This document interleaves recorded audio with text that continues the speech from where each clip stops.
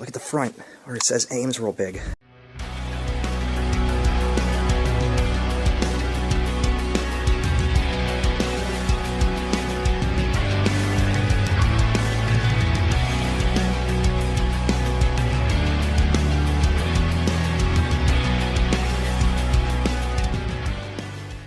Hi everyone, thanks for tuning into the video. Welcome back to the Gallitzin tunnels. Love that place. I love the Gallitzin tunnels. It's one of my favorite rail fanning spots ever, besides Crescent, Cassandra Overpass, Horseshoe Curve. But no, Gallitzin in particular is one of my favorite spots on the NS Pittsburgh line and in general. And in this video, we go back there to our trip there in early January, where I spent an afternoon out in the area, and within just a matter of like 2 hours, caught about a half dozen trains going through the area. Now, in this video, we get to watch an intermodal pass through, and then this mega train go through into the tunnel to the point where it nearly stalls out. And, you know, watching the footage afterwards, we were about 9 minutes into this train going through. It was like a 15-minute long train because that was that long and it was going that slow. It's about 8 to 9 minutes in when it nearly stalls. So the lead part of the train was going uphill towards Altoona, and boy, he was probably a mile outside of the tunnel by then, if not more. Probably a mile and a half to 2 miles outside of the tunnel, and he nearly stalled. And you'll see that in this footage. Anyway, before we even get started, I want to make a little personal shout out to a guy that I ran into out there at the Gallitzin Tunnel. He and this lady, who I assume is his girlfriend, and correct me if I'm wrong, Tyler, I'm sorry, buddy. The guy's name is Tyler, as you now know, and he runs a channel called Rusty Rail Spike Productions. He's a YouTuber that's up and coming. He does great camera work. He's really cool. He does a lot of rail fanning videos. And just go over to his channel, subscribe to him, tell him I sent you, and help build Tyler's channel and make it grow, because he deserves it. He deserves a lot more subscribers. And I know when you have a new channel, it's kind of hard to get it to grow sometimes. So if you can help him out and subscribe to him, if you like rail fan videos, you'll like his work. Yeah, so do that, help him out. And also, I wanted to bring this up to you guys too. It's no surprise, I've been doing a lot more rail fanning videos lately than I used to do. Now, naturally, I've said this since the beginning of the channel, that this would be a variety channel. And by that, yeah, I know abandon and retail kind of takes the majority of the videos. I do get that. And I wanted to make a better effort to do more rail fan videos. I know in the past couple of years or few years, I would do one here, one there, maybe one a year or two a year or so, but I wanted to do a lot more than that. And anymore, with my love for rail fanning and how much it's increased over the last couple of years anyway, especially. I mean, I've always been a rail fan, but with how much it's really increased, especially for YouTube, and how much I love watching rail fan videos and always have, I've been wanting to do that a lot more, just to be honest. It brings me a lot of joy, a lot of happiness. And not that I don't like doing the other ones, but I just really like doing these rail fan videos. And I hope you enjoy them too. It's you know, obviously I'm still going to do abandon and retail and mall videos and holiday videos at stores. It's a lot of fun to do that, but you have to understand, I put this content together for you guys that I hope you will enjoy, but I also do it because I enjoy doing it. And I really love doing these rail fan videos a lot. It's a lot of fun. It's really peaceful. It just helps me relax. Just watching these tons and tons of trains and weight and cars and all that going up the tracks. I think mankind built these locomotives, and how they can move the earth like that. It's just amazing. And I wish I could work for one of these rail companies, and you know how I like NS a lot. I film a lot of NS trains, but it's just because of the work requirements, it's just not possible, especially when I have kiddies at home and I have Kayla. I can't necessarily be away from home for 30 to 48 hours and she needs to go to work and I'm not here because I'm on call. Or say nobody's here and the cats need fed. That's just not going to work. So it's not for me. But I would love it if they could change that. But in the meantime, I'll enjoy rail fanning, and I'll enjoy putting these videos together, and I hope you understand, and I hope you enjoy them. So anyway, now that I've blabbered for almost 5 minutes, let's go into Gallitzin and enjoy the Gallitzin tunnel.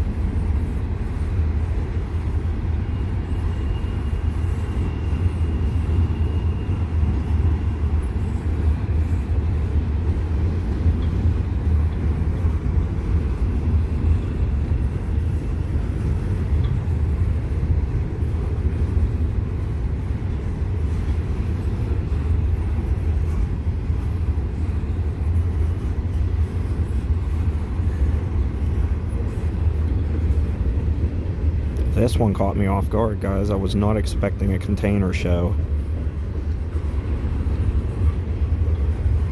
I didn't know this one was coming.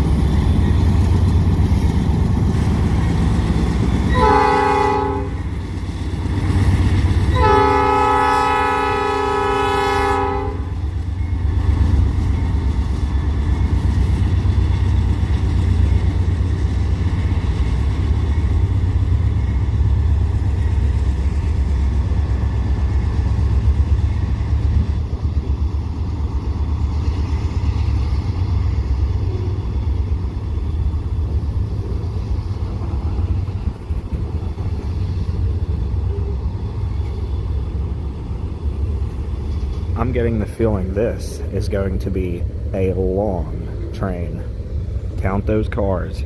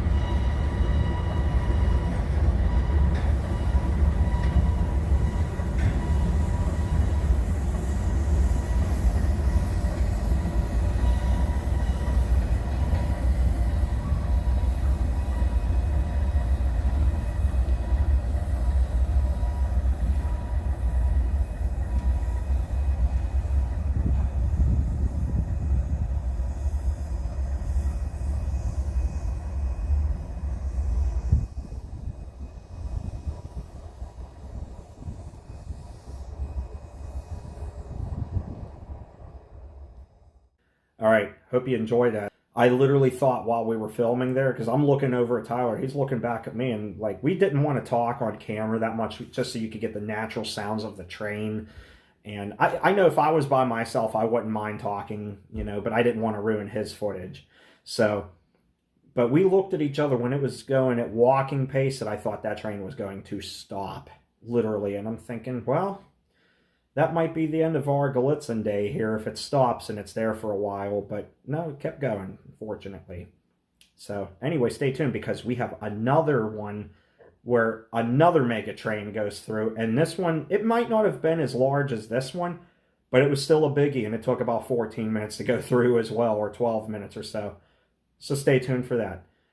And that note, I'm going to take off. Take care, stay awesome, have a Gallitzin Tunnelicious day, and make sure you go over, check out and subscribe to Rusty Rail Spike Productions. Tell him I sent you. Hook him up, like his videos, subscribe to him, check him out. Talk to you guys later. Bye, everyone.